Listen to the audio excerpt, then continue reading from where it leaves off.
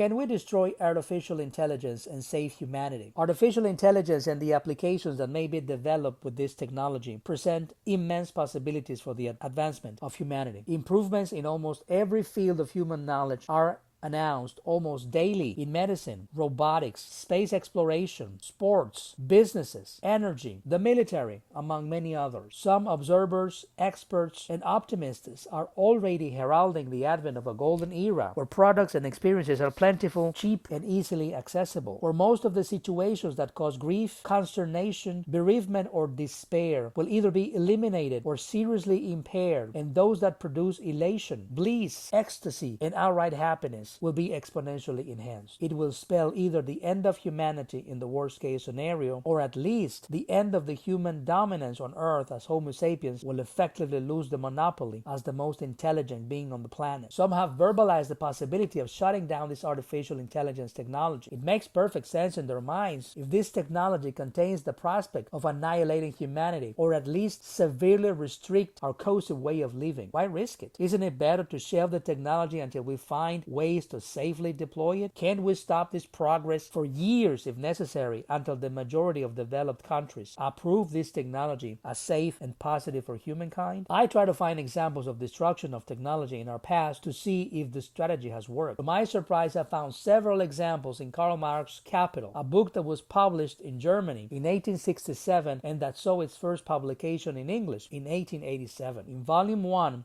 Section 5, quote, "The strife between workman and machine," end quote. We see the following quotes taken from Marxist.org. Start of the quote. In the 17th century, nearly all of Europe experienced revolts of the work people against the ribbon loom, a machine for weaving ribbons and trimming. These machines were invented in Germany. Abbe Lancelotti, in a work that appeared in Venice in 1636, but which was written in 1579, says as follows. Anthony Müller of Danzig saw about 50 years ago in that town a very ingenious machine which weaves 4 to 6 pieces at once. But the mayor, being apprehensive that this invention might throw a large number of workmen on the streets, caused the inventor to be secretly strangled or drowned. In Leiden, this machine was not used until 1629. There, the riots of the ribbon weavers at length compelled the town council to prohibit. As a result, there arose disturbances and complaints from the weavers until the town finally prohibited the use of this instrument. After making various decrees more or less prohibitive against this loom in 1632, 1639, etc., the Estates General of Holland at length permitted it to be used under certain conditions by the decree of the 15th of December, 1661. It was also prohibited in Cologne in 1676, at the same time that its introduction into England was causing some disturbances among the work people. By an imperial edict of 19th of February, 1685, its use was forbidden throughout all of Germany. In Hamburg, it was burned in public by the order of the Senate. The Emperor Charles VI, on the 9th of February 1719, renewed the edict of 1685, and not until 1765 was it used openly allowed in the electorate of Saxony. In about 1630, a wind sawmill erected near London by a Dutchman succumbed to the excesses of the populace. Even as late as the beginning of the 18th century, sawmills driven by water overcame the opposition of the people, supported as it was by Parliament, only with great difficulty. No sooner had Everett, in 1758, erected the first wool shearing machine that was driven by water power than it was set on fire by 100,000 people who had been thrown out of work. End quote. If these reports are to be believed, several weaving looms powered by water or wood pedal were publicly burned or outright prohibited by royal or municipal edicts. In one case, the mayor of a town hanged or drowned the inventor of one such weaving machine because it put so many workers out on the street without a job. These extreme measures of destroying the machines or killing the inventors most likely slowed down the advancement of this technology, but in the end did not prevent their widespread use because the economic incentive was so powerful. Look at this